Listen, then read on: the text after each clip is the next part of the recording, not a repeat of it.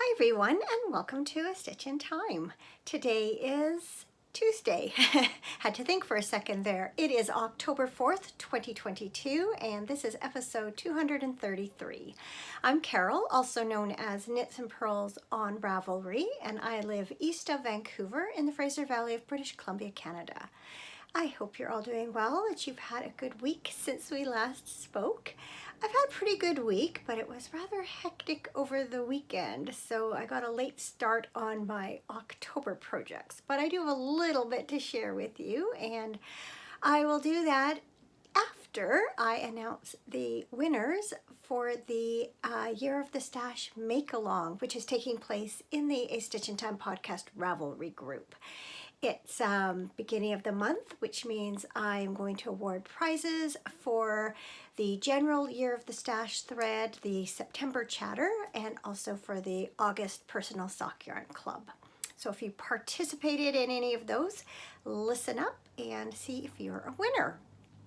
So first of all, for the the September portion of the Year of the Stash chatter thread, I drew from numbers 1804 to 1896, and random number generator chose number 1870, who is Dorothy CR from Connecticut. So congratulations, Dorothy. You have won this All You Knit Is Love shopping bag, and also this set of pretty metallic stitch markers. So please send me a private message on Ravelry with your shipping information, including your phone number, which I need for customs, and I will get this into the mail as soon as I can. Okay, so then for the August Personal Sock Yarn Club, first of all, for the chatter thread, I drew from posts 4 through 29, and random number generator chose post number 18, who is Knits and Reads, also known as Susan from Colorado. So congratulations, Susan. You've won up to $25 US in patterns that are giftable on Ravelry. So please send me a private message. Let me know which patterns you would like, and I'll get those into your inbox very soon. And finally, for the Personal Sock Yarn Club FO thread for August, I drew from posts 2 through 21, and random number generator chose post number 4, who is Granny Fly 81. That is Rena from Maryland, and I was calling you Maryland. Rena, you have won this project bag, and I'm also including a cute little multicolored sheep, not stitch marker, progress keeper.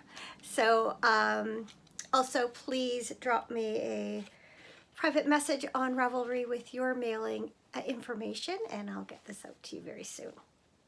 So thank you to everyone who did participate in the Year of the Stash and continues to participate in it, and congratulations to all the winners.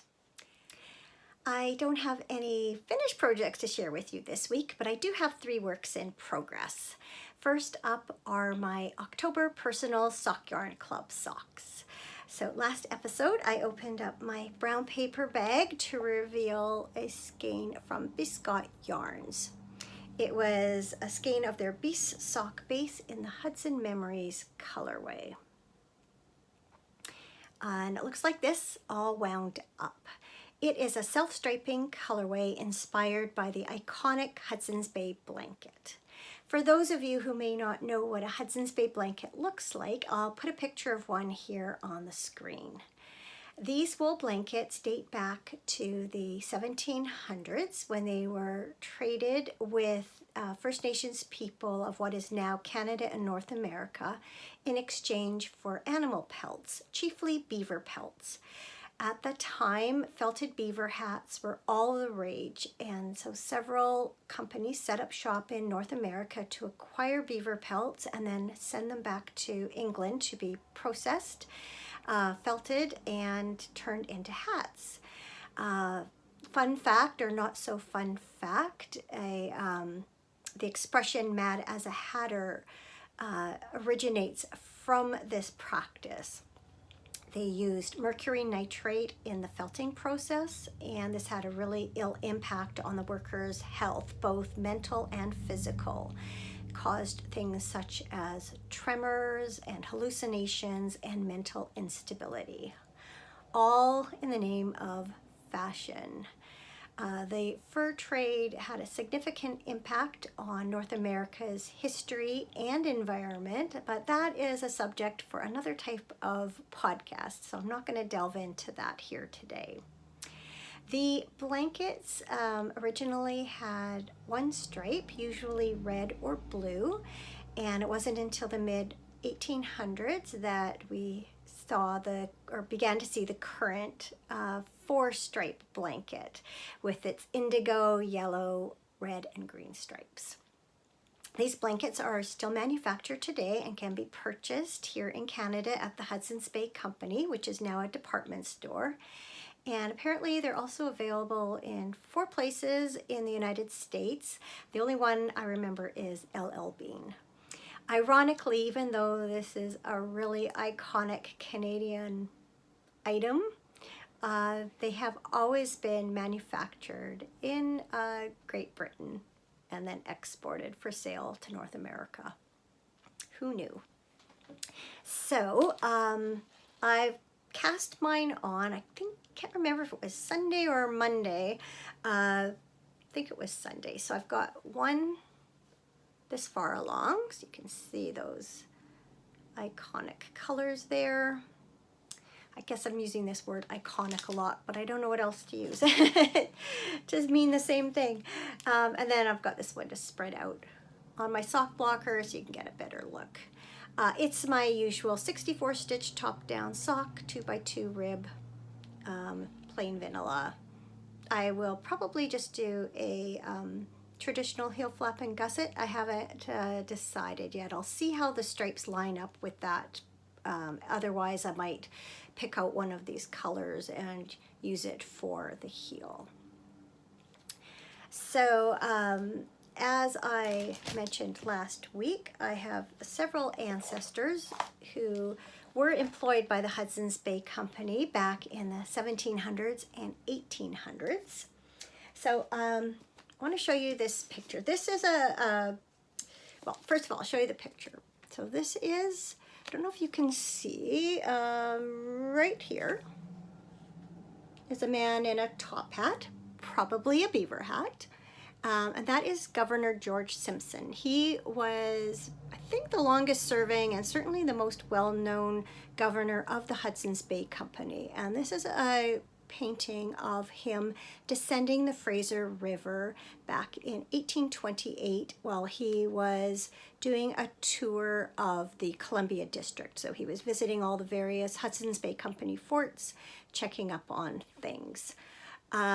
One of these paddlers in the canoe, one of the middle paddlers in this canoe, might be my 4th great-grandfather. But he could just as easily be in one of the canoes, which is not pictured in this painting, because there were several that made up this entourage. My great-grandfather did accompany George Simpson on several of his trips. What you will also not see in this canoe is a woman traveling with this group, and that would be my 4th great-grandmother. And at the time of this trip, she was not married to my 4th great-grandfather. She was in fact the what's called a country wife of Governor George Simpson. So it was a practice back then for people, men in the fur trade, to take a First Nations wife. And at the time, my 4th great-grandmother was George Simpson's country wife. And she was actually pregnant on this trip with the second of their two children.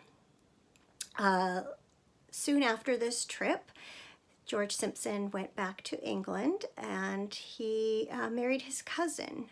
And so when he came back to Canada, he arranged for her to marry my fourth great grandfather. And then I am descended from one of their sons. So I always think it's really cool to think that both of my fourth great grandparents actually made this trip down the Fraser River, would have gone right past where I live today, long before, of course, I was even existed. But I just think that's a really neat picture. It's also, this picture appears on a sign in the Fraser Canyon announcing the town of Lytton. That's one of the small towns along the Fraser River. And so every time we go up to the cabin, we pass that sign, and I always think of my great-grandparents when I see it. So anyway, a little history and genealogy lesson for you today. Probably not necessarily welcome, but I hope you didn't mind indulging me. I guess if you didn't want to listen to it, you could always fast forward.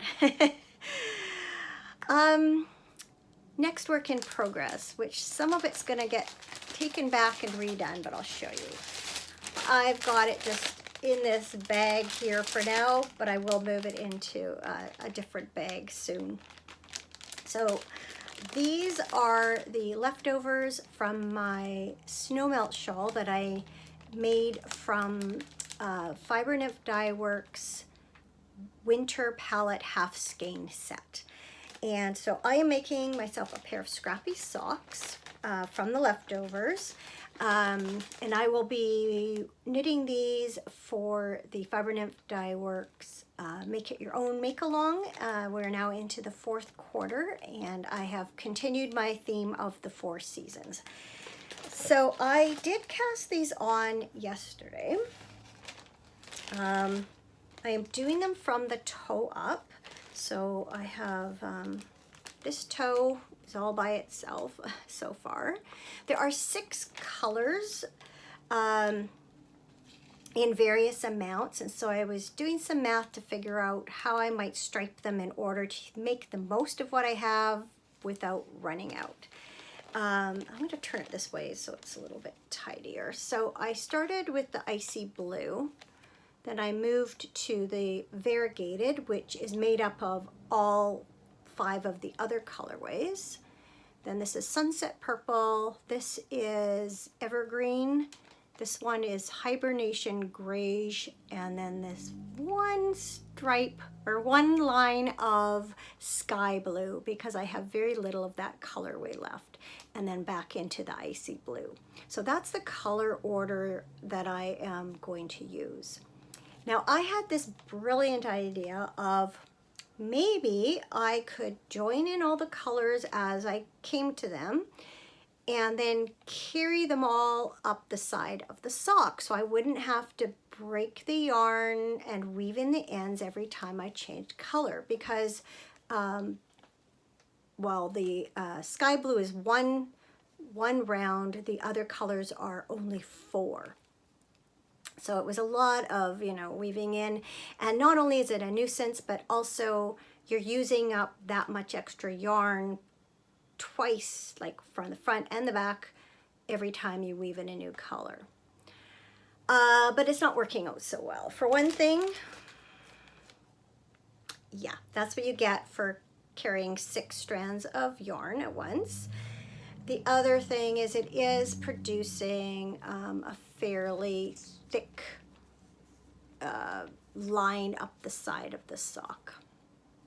So what I'm going to do is take it back to the first color. I will weave in the ends and cut them every time. And I'm hoping that I will have enough to do 4 stripes or 4 rounds of every color 6 times and then just of course the one round of the sky blue. So I'm hoping to repeat the striping pattern 6 times up the sock. I've used the icy blue for the cuff. I am going to use, or not cuff, a toe I should say. I'm going to use Hibernation Greige for the heels, and then the variegated for the cuffs. And then if I still have some left of some colors, I might just put stripes on top of the cuffs, or one stripe at the very top, or I don't even know. I'm playing it by ear. It'll depend on how much yarn I have when I get there, but I definitely wanted to start from the bottom and work up so that I would not run out at the toe. Better to run out at the cuff than the toe. So anyway, I think those are going to be fun. I'm really happy to have another chance to work with these yarns. They're really pretty colors, and I think they'll be really nice socks. And I'm happy to get yet another project out of this half skein set, and then it will basically be used up after that. So yes, my rather messy, rattly thing. I took all of my leftovers, I split them in half, and then I just wound them into little balls. So I have the same amount for each sock. So I know if I am able to finish a stripe on one sock, I'll be able to finish a stripe of the same color on the other. So that is my second work in progress. I'll put that as quietly as I can aside, because I know that plastic is very, very rattly and noisy. Finally, my Mountain Musings Mystery Shawl Knit Along by Lisa K. Ross of Paper Daisy Creations. Once again, I am going to show you what I've been working on, and so if you do not want to be spoiled, I will put in a timestamp and you can skip ahead to that. So fair warning, I'm going to talk about it and show it now. Oh, it is getting so big, and it's just so beautiful. So, as always, I'll do a very quick recap in case this is your first time seeing it. We started with this, oh, I should talk about the yarn. This is Sweet Paprika yarn, and this is the Majestic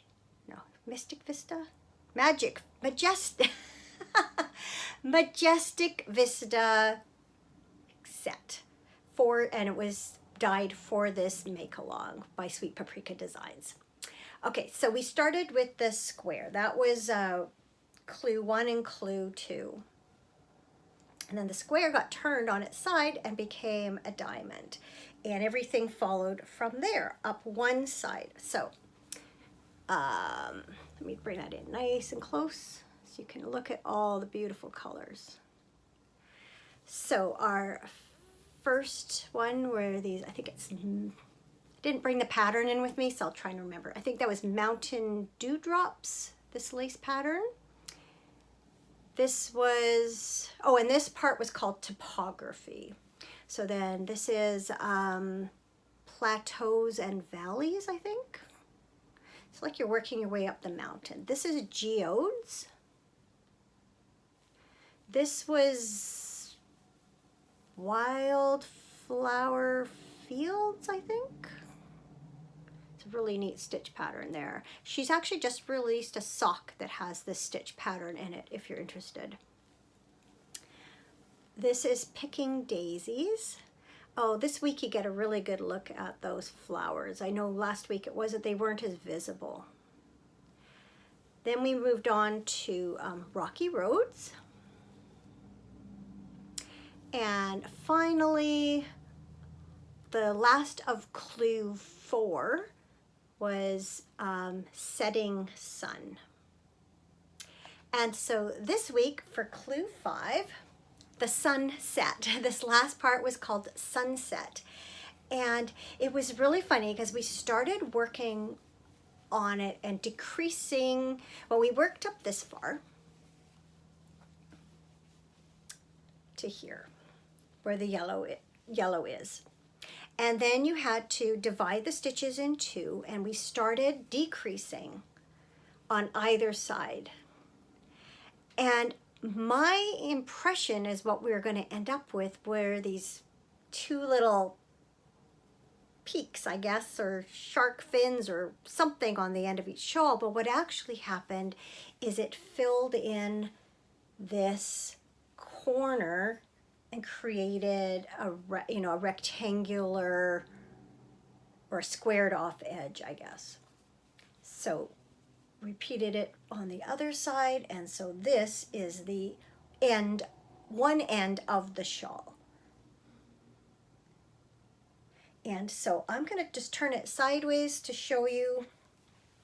It's easier to show you. So that's squared off end comes along. Actually, I'm going to put it up over my face and I won't talk. I'll just show it.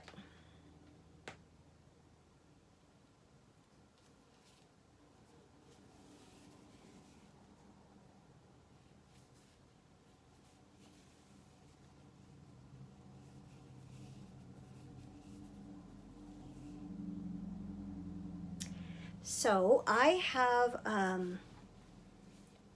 just a cord from my interchangeable needles on these stitches. And so my assumption, because there's nowhere else to go on the other end, is that the final clue will deal with these stitches in some way. I suspect that we will probably end up squaring off this edge the way we did the other end. But then I thought we were going to repeat all of these patterns working out from this, and I was wrong about that. So I know last week I said that the final clue had one thing I expected and one thing I didn't. So I had a feeling that we would work out again from the lightest then to darkest, and that is exactly what happened. But I did not expect this. I thought that we might just have the end might stay on this, triangular edge. I'm not expressing myself very well, but I did not expect this squared off edge, but I love it. And it is quite large. If I hold it out now from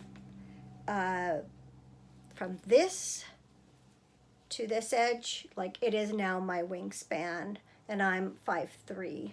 So I'm sure we're going to add some more length to it, so it'll be a nice long shawl. I suspect, again, I can imagine that we might take these colors now and work out from dark to light, but it's a secret, it's a mystery, and that will happen. Well, we've been getting them Wednesdays. We're supposed to have gotten them on Thursdays, and every week the clues have dropped on Wednesdays, so I am anticipating that we will get the final clue tomorrow. The Stephen West Twists and Turns Mystery Shawl Knit Along starts on Thursday. So I'm going to overlap with both for a week. No idea how that's going to work because life's a little busy right now. Actually, why don't we just kind of ease on into life stuff. This past weekend, we had our family over for an early Thanksgiving dinner. Next Monday is Thanksgiving here in Canada. And our younger son and his girlfriend will be with her parents, and so we decided to have dinner early. So we had our family here. I didn't do a turkey this year, I did ham. And Cameron unfortunately got a call Thursday night, which led him to have to work out of town Friday and Saturday. And so he arrived home about 10 to 4, about 10 minutes before the rest of the family arrived for dinner. So I was flying solo, getting everything ready. I always rely on him. He's not really a cook, but I rely on him to, do dishes, and he brings up the extra table and sets things up and, wipes down the outdoor tables and gets things ready out there. You know, just all those things that need to be done. All of a sudden I was doing it all. But managed. It all got done. We had a really nice dinner, good time. It was really good to see the family all together. And we did our usual corny thing of going around the table and saying what things that we are thankful for. I always look forward to that, to see especially what the kids will come up with. Not surprisingly, our grandson's answer was food. So this coming weekend, we are throwing my sister a surprise birthday party.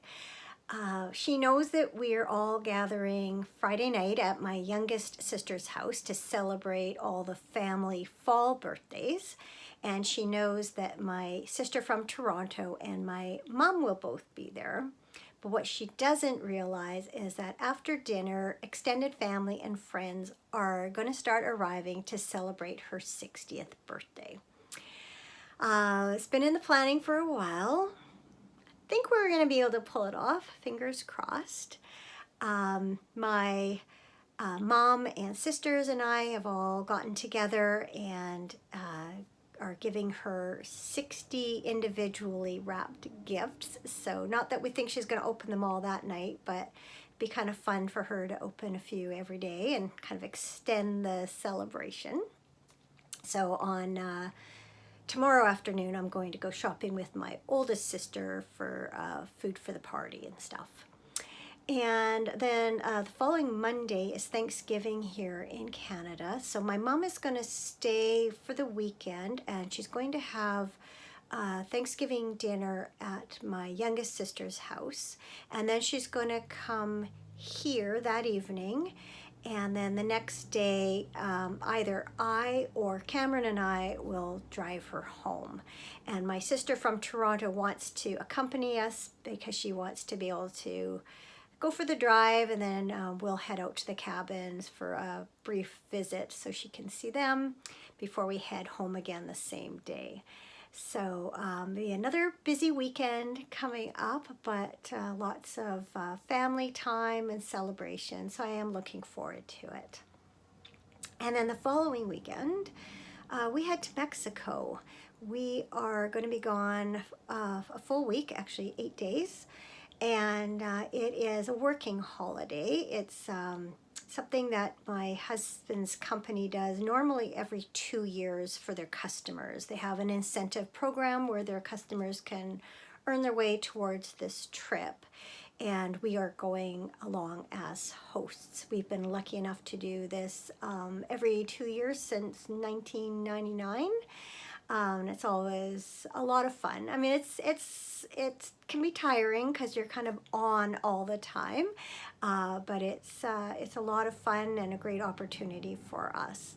And so we're really looking forward to, I was going to say a little sun, but honestly, we've had a ton of sun here. We've had some really summery weather this fall so far, and there is supposed to be, I guess, some rain coming next week, which will be really welcome because everything is so dry. We still have smoky skies here from fires that are burning south and east of us. They've been smoky off and on for the last month or so. In any case, yes, so we're going to be going away. So looking forward to that. What that means for you, though, is that with everything going on, I am not planning to record an episode next week, and then I'll be gone the week after, and so it'll be late October before I'm back recording again. But hopefully by that time I should have a fair bit to show you. I'm hoping by then that my mountain musings will be finished. Maybe my socks will be done, and you will get to see the first 2 or 3 clues from the Stephen West Twists and Turns. Oh, just as a reminder, I will be using these yarns. These 2 are my main color. That's my pop of color. This red, it looks quite bright, especially next to my bright red shirt, but both reds are actually more of a blue red than a tomatoey red. But yeah, I'm looking forward to casting that on. I guess I should wind these up tonight since the first clue is supposed to come out tomorrow. This is Cascade 220 fingering. Colors 8400, I think that's charcoal. 8401, that's silver. And then 9404 ruby. So yeah, lots of good knitting coming up. So I should have plenty to talk to you about in a few weeks. So again, if you are one of the winners from the Year of the Stash, please get in touch with me as soon as you can so I can get your prizes to you. Obviously, if I don't hear from you before I go away, you'll have to wait till I get back. Yeah, so anyway, take care until I speak to you again, and thanks again for watching, as always. Bye for now.